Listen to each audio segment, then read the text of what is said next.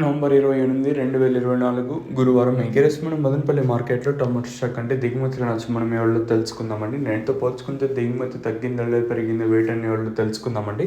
ఇంకా చాలామంది channel subscribe చేసుకోకుండా అలాగే లైక్ చేయకుండా చూస్తున్నారు. వెంటనే లైక్ ప్లస్ సబ్స్క్రైబ్ చేసుకోండి.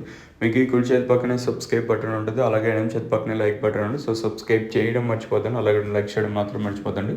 ప్రస్తుతానికి స్టాక్ అనేది ఏ విధంగా వచ్చింది, ఏమి ఎట్లా మొత్తం ఎవడో మాట్లాడుకుందాం. నేటితో పోల్చుకుంటే మళ్ళీ దిగుమతి అయితే తగ్గింది.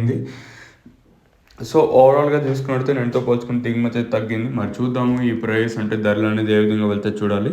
సో చాలామంది సబ్స్క్రైబ్ చేసుకోకుండా అలాగే లైక్ చేయకుండా చూస్తున్నారు. వెంటనే లైక్ ప్లస్ సబ్స్క్రైబ్ చేసుకోండి. కవర్ విషయానికి వచ్చినట్టు మనం ముందుగా టీవీఎస్ మండీలైనా మాట్లాడుకుంటే నేనుతో పోల్చుకుని దిగుమతి తగ్గింది. అలాగే జీపీఆర్ మండీలైన మొత్తం మాట్లాడుకుంటే నేనుతో పోల్చుకుంటే దిగుమతి ఓవరాల్గా మార్కెట్ మొత్తం కంపేర్ చేసుకున్నట్టు పెద్దగా మార్పు అయితే లేదు. ఇంచుమించు నేట్లాగే తక్కువగానే దిగుమతులు అయితే ఉన్నాయి.